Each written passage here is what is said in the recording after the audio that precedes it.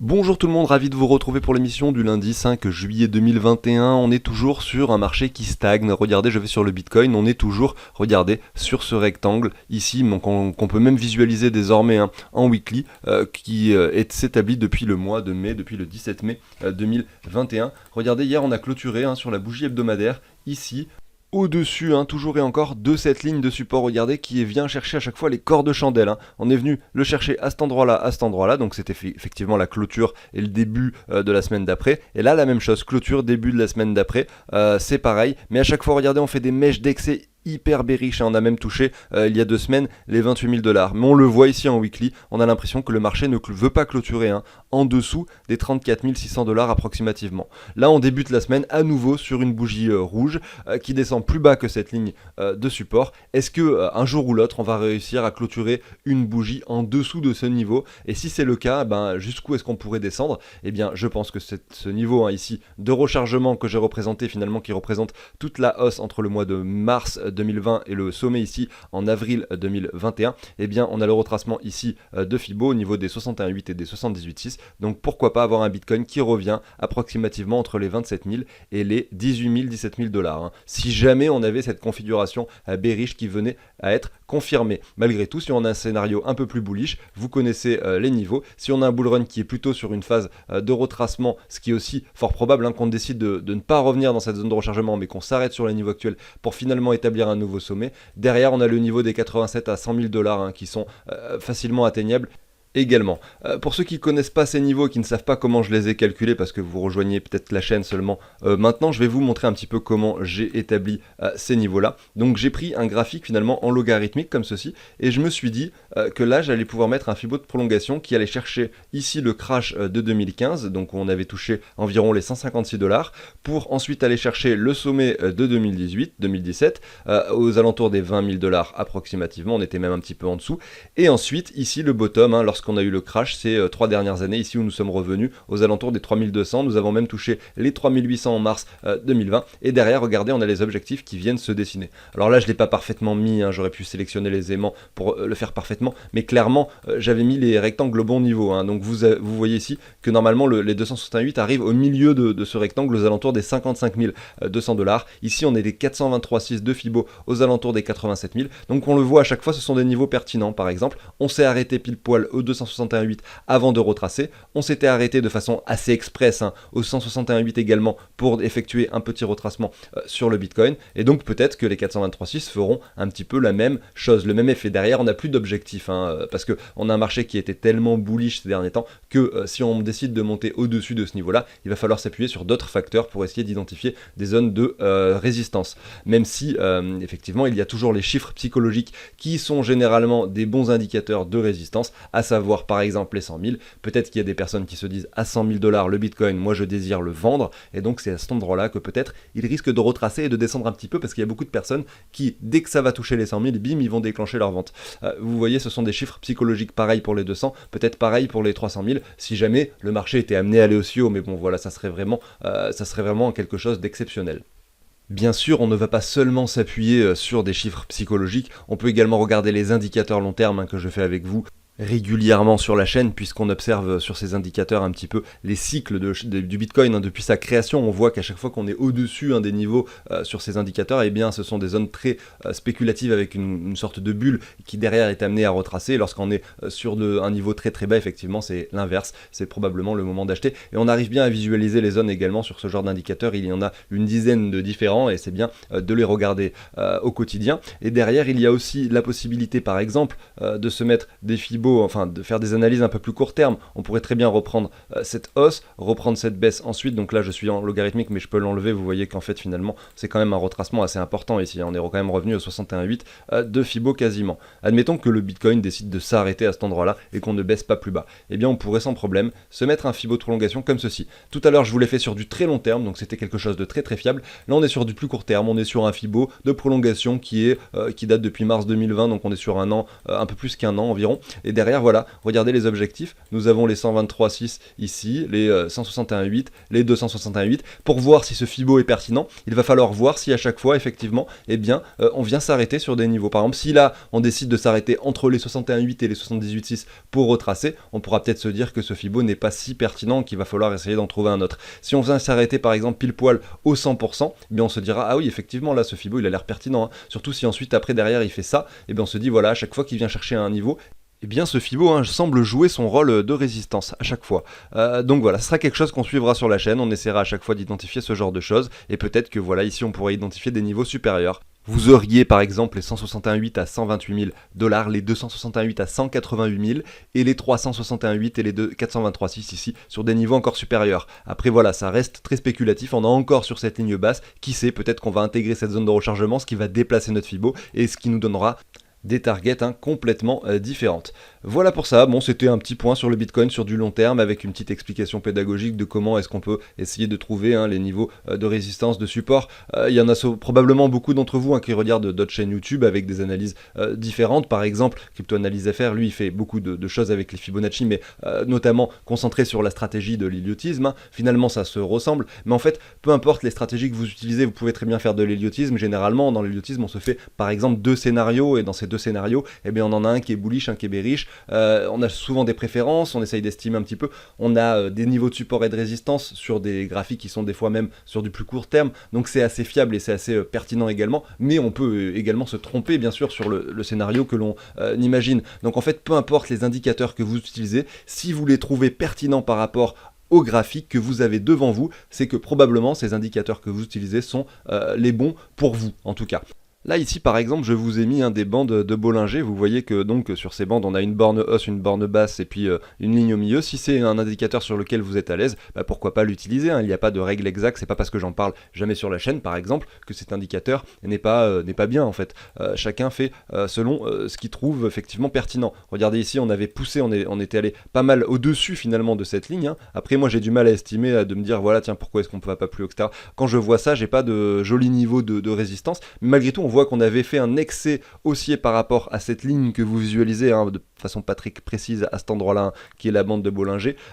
Et puis derrière, qu'est-ce qui s'est passé? On a retracé finalement pour réintégrer donc cette borne et donc ce canal de Bollinger ici à cet endroit-là. Et derrière, c'est la même chose. Ici, on a fait une poussée extrême à cet endroit-là, au-dessus finalement de cette ligne de résistance que j'avais tracée pour revenir dans la bande également de façon assez précise. Mais à quel moment est-ce qu'on peut se dire que là, justement, on est prêt à aller casser plus bas? Avec cet indicateur, moi, je ne sais pas trop le définir. Vous voyez, on l'a longé quand même longtemps avant de se dire qu'on latéralise pour redescendre. Et derrière, bon, une fois qu'on redescend, effectivement, on revient chercher la borne basse. Vous voyez, on fait des mèches à chaque fois sur cette ligne basse. Donc ça reste quand même relativement pertinent, bien sûr. Ça restait pertinent, clairement, en fait, pendant, par exemple, la chute, là, c'était pertinent de se dire que lorsque l'on atteint, ici en weekly, cette bande de Bollinger, effectivement, je déclenche un achat. Parce que ici, Bollinger nous indique un fort niveau de support. Malgré tout, on voit que le cours, finalement, latéralise plus longtemps que ce que l'on pensait éventuellement, et du coup, qu'est-ce qui se passe sur le canal de Bollinger? Eh bien, on voit que le canal redevient bearish là. On voit que le canal, regardez, est en train d'entamer une nouvelle phase bearish à cet endroit-là. Alors peut-être qu'il va faire quelque chose comme ça pour remonter directement, on ne sait pas, bien sûr, mais malgré tout, ça nous fait simplement penser qu'à cet endroit-là, sur la bougie actuelle en weekly, on se dit qu'on est peut-être prêt à venir casser cette ligne de résistance pour la simple de support, excusez-moi, pour la simple et bonne raison que regardez, désormais peut-être que si là jamais on veut revenir chercher cette borne basse de Bollinger, d'ailleurs si on a probablement une bougie qui vient clôturer par ici, on aura probablement la bande qui va continuer à descendre comme ceci, et derrière pourquoi pas avoir un cours qui lui aussi également vient chercher cette bande de Bollinger une nouvelle fois. Ça veut pas dire que ce scénario va se produire, mais ça veut dire que ici, là, au préalable, on voit qu'on n'est pas allé plus bas tout simplement parce qu'il y avait cette ligne de support. Cette ligne de support est désormais plus basse. Donc si le marché décidait d'être un petit peu plus bearish, il n'aurait pas trop de problèmes finalement à descendre pour y retourner sur cette ligne. Si jamais il devait être un peu plus bearish, c'est pas sûr que ça arrive, c'est toujours pareil. Mais ça nous permet d'avoir des bornes en fait hautes et basses de chaque côté. Voilà, bon, c'était une petite aparté sur cet indicateur qui est l'indicateur, donc les bandes de Bollinger. Vous pouvez simplement cliquer sur le petit F là-haut qui vous permet d'avoir les indicateurs. Vous marquez Bollinger à cet endroit-là, comme ceci, et vous avez l'indicateur. J'ai cliqué sur le troisième, Bollinger Bands, tout simplement. Voilà pour ça. Alors petit aparté, il y a beaucoup de personnes souvent qui le demandent dans les commentaires, donc je le dis, là, le logiciel que j'utilise c'est TradingView, c'est pas un logiciel à proprement parler que vous devez installer sur votre ordinateur, c'est sur navigateur web, hein, vous allez sur votre navigateur Google, vous tapez TradingView et vous avez le lien dans la description de la vidéo d'ailleurs, hein, si vous voulez tout simplement y aller y accéder, vous pouvez créer un compte et après derrière vous avez accès à tout ça, hein, tout simplement, vous avez accès à plein de graphiques, vous avez les actions classiques, vous avez le forex, vous avez vraiment beaucoup de choses. Il y a une version gratuite qui vous permet déjà de faire beaucoup de choses et ensuite des versions payantes qui vous permettent de mettre plus d'indicateurs sur le même graphique, d'avoir des listes comme ceci avec beaucoup de cryptos, de mettre des alertes également sur les prix pour pouvoir simplement recevoir un mail à chaque fois que le prix que vous souhaitez a été atteint. Enfin voilà, il y a ce genre de possibilités. J'en ai fini avec ça, hein. Ceux pour qui le contenu de la chaîne plaît, hein, n'hésitez pas au passage à vous abonner, à liker la vidéo, ça fait toujours plaisir. Moi de mon côté, je vais vous passer désormais la petite introduction et on va enchaîner avec la suite et d'autres analyses sur d'autres crypto-monnaies, bien sûr.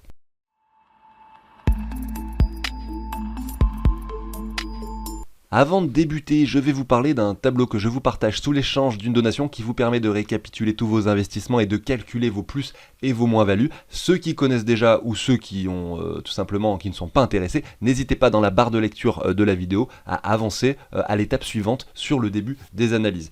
Pour les autres, alors c'est un tableau qui permet de récapituler tous ces investissements dans un premier temps par le simple fait que là vous avez donc plusieurs onglets. Là c'est le tableau de bord qui récapitule tout, vous n'avez rien à modifier sur cet onglet. Vous avez un onglet prix des cryptos, prix des coins. Là, vous allez avoir le Bitcoin et l'Ether, par exemple, si vous décidez d'acquérir ce tableau, et vous allez pouvoir ajouter toutes vos propres crypto-monnaies. Par exemple, ici, si je marque simplement AAVE, ça va m'afficher son prix. Je peux marquer, par exemple, One Inch également, ça va m'afficher son prix automatiquement. C'est un programme qui vient rechercher les prix des cryptos. Et derrière, vous allez avoir un autre onglet qui est valeur sur échange, et vous allez dire sur cette plateforme-là, donc vous allez pouvoir mettre par exemple Binance, Crypto.com, machin, vous allez modifier les noms ici par vos plateformes. Vous allez pouvoir mettre jusqu'à 200 cryptos, et derrière, vous allez pouvoir dire ce que vous possédez de chacune d'entre elles. Donc sur cette plateforme là par exemple j'ai 0,1 AAVE, sur celle-ci j'en ai 0,3, etc. Vous avez compris l'idée, je vais mettre par exemple 51 inch sur cette plateforme, ça fait le total à droite et sur l'onglet tableau de bord automatiquement ça vous marque AAVE, 1 inch, ce que vous possédez, la valeur en dollars, en euros et le pourcentage par rapport au portefeuille total, les camemberts de répartition. Donc là c'est fiat et crypto et là c'est toutes les cryptos, le camembert. Là vous savez combien vous avez en euros de crypto, donc ça l'indique ici. Là c'est ce que vous avez investi au départ et ça vous calcule tout simplement vos gains et votre ROI. Ce qui est investi au départ, c'est lié avec le calcul plus et moins value. Vous allez dire par exemple que tel jour vous avez acheté tant de crypto, vous allez mettre voilà, tel jour j'ai acheté 10 000 euros. Là vous allez mettre achat, ce jour-là j'ai acheté 2 000 euros de crypto, vous allez mettre la date également et ça va vous dire voilà, vous avez investi en tout 12 000, du coup ça fait la somme des deux. Et quand vous faites une vente, bim, vous marquez la vente, vous mettez la date, vous mettez le montant que vous récupérez en euros, hein.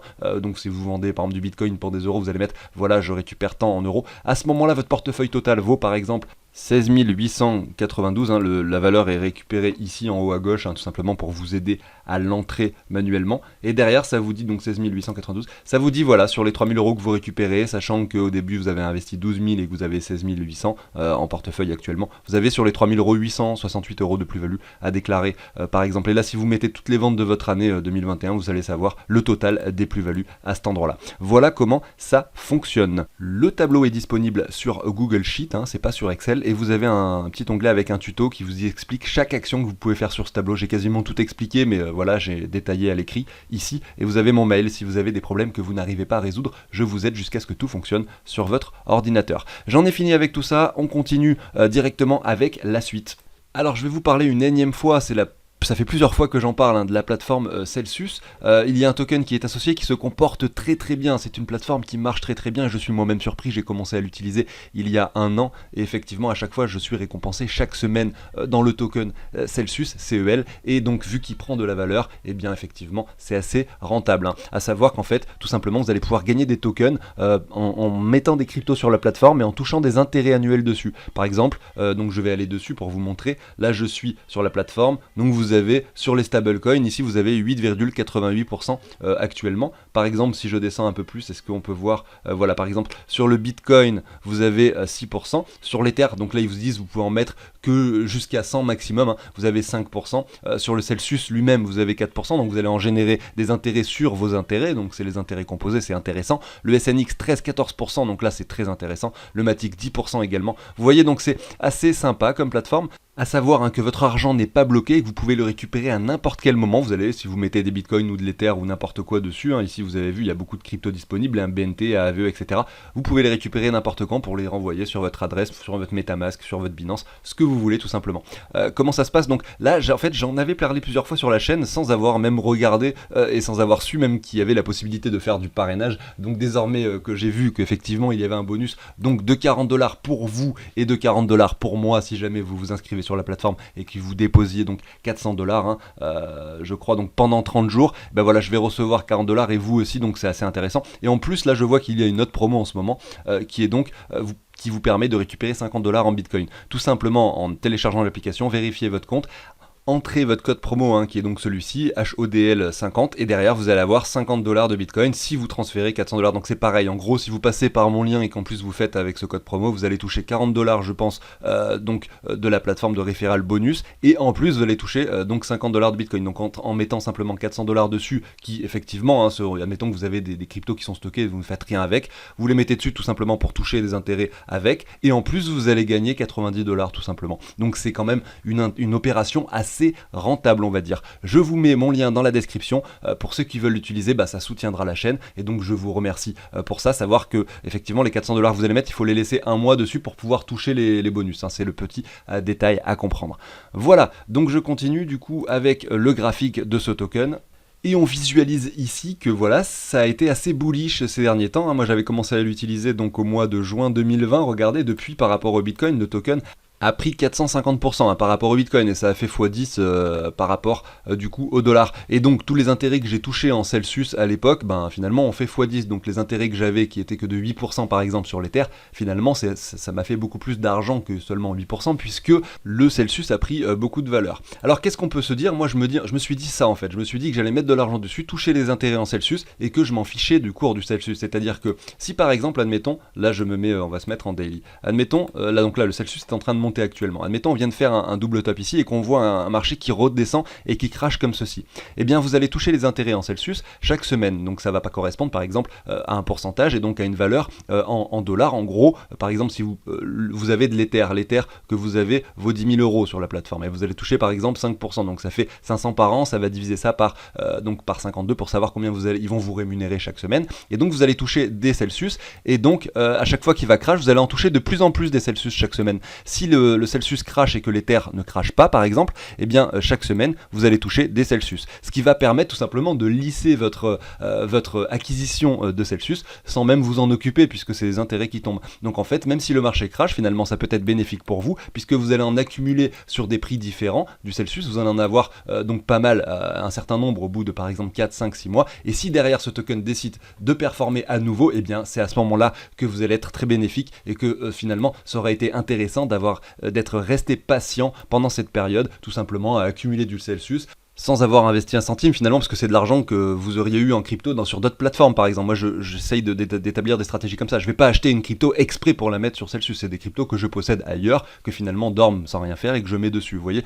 C'est un petit peu ça la stratégie que j'avais établie et qui m'a permis d'être pas mal bénéfique sur ce token. À savoir qu'en plus, les Celsius que vous allez accumuler, vous allez toucher des intérêts chaque semaine dessus, donc en fait ça va faire des intérêts composés, donc sur vos intérêts vous toucherez également des intérêts. J'en ai fini avec ça, vous avez compris un petit peu l'idée de cette plateforme. Le prix reste quand même très élevé, on voit qu'il est quand même très soutenu malgré le crash. On a toujours un cours qui est quand même très très haut, ce qui prouve l'intérêt des personnes pour ce projet et le nombre d'utilisateurs aussi en augmentation croissante sur la plateforme Celsius. Pour les novices, ceux vraiment qui ne connaissent pas du tout le fonctionnement de ce genre de plateforme, je ferai une vidéo tutoriel où j'expliquerai vraiment en détail comment on effectue les actions sur la plateforme Celsius. Pour ceux qui connaissent déjà un peu ce genre de choses, eh bien vous n'allez pas avoir vraiment de difficultés, c'est quand même relativement simple. N'oubliez pas, voilà, vous avez mon lien dans la description pour ceux qui sont intéressés. Et moi je vais continuer avec 2-3 analyses avant de terminer l'émission. Je commence avec le VET de VeChain qui, regardez, se comporte assez bien. En fait, depuis le mois de mai 2020, il y a eu cette petite poussée poussée, hein, regardez, l'été dernier qu'il a amené finalement sur un cours qui est établi 400% par rapport au Bitcoin. On retrace évidemment assez fort puisqu'on n'avait pas de structure propre et une poussée très très violente, donc c'est assez logique qu'on ait ce retracement, d'autant plus que vous le savez, le Bitcoin a performé pendant cette période et pas les altcoins, donc ça a aussi également joué sur le fait que l'on retrace assez profondément en dessous des 78,6 pour revenir quasiment au 0,9, et là on commençait à avoir des W, des choses qu'on a identifiées ensemble sur la chaîne à ce moment-là. Moi c'est un actif que j'ai toujours souhaité avoir dans mon portefeuille, que j'ai acquis au fur et à mesure du temps, notamment sur ces W là qui se sont confirmés les uns après les autres pour ensuite nous faire effectivement ici en weekly une performance extrême. Regardez, on a quand même établi ici à cet endroit là donc 655%, donc soit 7 x 7 à peu près par rapport au Bitcoin, donc par rapport au dollar. Ici nous étions en décembre, par rapport au dollar ça a dû faire un petit fois 20 x 30 à peu près, je sais pas, j'ai pas fait le compte, on ira voir le graphique juste après éventuellement. Et derrière regardez, ici on a un retracement à nouveau, donc là on est sur des niveaux qui peuvent être maintenant potentiellement intéressants. On est revenu chercher cet ancien sommet, on a cette ligne, regardez, de support que je vous ai tracé qui est pile poil sur l'ancien sommet, on a le Fibo donc qui est matérialisé ici, on est revenu avec cette mèche d'excès dans la zone de rechargement, malgré tout on l'a réintégré directement, après on a réintégré la borne haute finalement pour maintenant désormais retoucher à nouveau cette ligne des 61,8. Donc vous voyez on a un marché qui est assez bas désormais, où on voit des bougies vertes qui se dessinent, il n'y a rien qui nous dit que le marché est prêt à reprendre de la valeur, on peut très bien réintégrer cette zone et approfondir un petit peu, donc rentrer dans un marché encore et qui continue à être bearish par rapport au Bitcoin, mais malgré tout là cette fois-ci on commence à être sur des niveaux intéressants pour investir et c'est pour ça que je vous en parle. Si on va ici voir un peu le graphique en weekly, en daily excusez-moi, on voit qu'il y a un petit W qui s'est établi en daily sur la zone de rechargement, ça reste quelque chose d'assez faible, on a malgré tout cette poussée qui a eu lieu, donc ce W confirmé a déjà fait son rôle, puisque c'est sur un time frame assez faible de poussée, avec un retour ici sur cette ligne de résistance, excusez-moi, et là à voir si désormais on sera prêt à aller chercher un plus bas. Donc si on fait un plus bas, effectivement cette zone de rechargement sera atteinte et là on commencera probablement à dessiner des choses intéressantes, et si on ne fait pas de plus bas, on pourrait s'arrêter ici au niveau de la zone de rechargement que je suis en train d'imaginer visuellement mais que je peux vous tracer éventuellement, regardez comme ceci. Donc on va se mettre la zone de rechargement à cet endroit là, donc revenir sur cette zone qui sera le point critique, donc là un palier d'achat serait très intéressant. Si jamais on a une confirmation haussière avec un W, et bien là derrière peut-être qu'il y aura la poussée, donc pourquoi pas se mettre des paliers sur ce token. Moi si je devais le faire, mais c'est pas, je vais pas le faire puisque j'en ai déjà dans mon portefeuille que je garde, et bien je mettrai un palier ici sur les 61,8 de cette hausse. Je me dis que là ce niveau là pourrait être pertinent pour un premier achat, et derrière j'essaierai d'identifier des achats supplémentaires dans la zone de rechargement qui se situe un petit peu plus bas, en tout cas ici par rapport au Bitcoin, c'est pas, là par exemple moi ce que je ferais c'est que sur TradingView je mettrais des alertes, je clique ici, là je mets une alerte et je mets par exemple voilà le Satoshi, donc là je mets 221 Satoshi,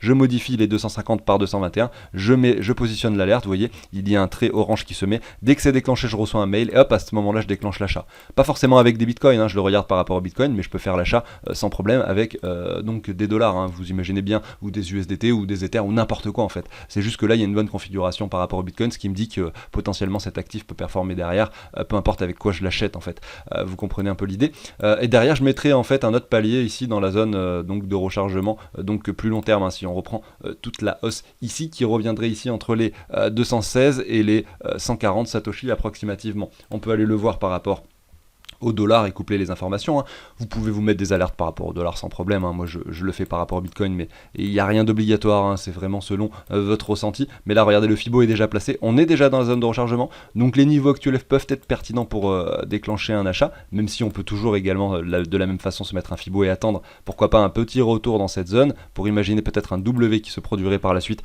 dans cette zone de rechargement ici, par rapport au dollar, et derrière, pourquoi pas, si le marché descend un petit peu plus bas ici, au 0,885 ou 0,9, se mettre des paliers d'achat un petit peu plus bas au cas où, et si on ne les atteint pas, c'est pas grave, vous aurez déjà acheté sur ce niveau-là et vous commencerez déjà à prendre des gains. Il vaut mieux, je pense, selon moi, sur mes stratégies en tout cas, prendre pas beaucoup de risques, garder de la liquidité toujours pour acheter plus bas, plutôt que tout investir sur un même niveau et potentiellement avoir un marché qui descend et perdre 50% et se dire qu'est-ce que je fais maintenant que j'ai mis 10 000, il me reste 5 000, est-ce que je vends tout et puis j'abandonne parce que j'en ai marre, ou est-ce que je continue et je résiste et je garde mes cryptos jusqu'à la mort, même si je fais moins 70, moins 80%, c'est pas grave. Et ben dans les deux cas, moi ça me convient pas, je préfère garder la liquidité et me dire que ouais ça descend, c'est bien, comme ça je rachète à chaque fois un petit peu. Vous voyez un petit peu le principe. J'en ai fini du coup avec l'analyse du VET, et je pensais vous passer une autre crypto, mais malheureusement on arrive sur déjà 23 minutes, ou 24, je sais pas, je vais arrêter ici. Merci à tous de m'avoir écouté, on se retrouve de toute façon demain pour une nouvelle émission, et je vous souhaite une agréable journée. Salut tout le monde.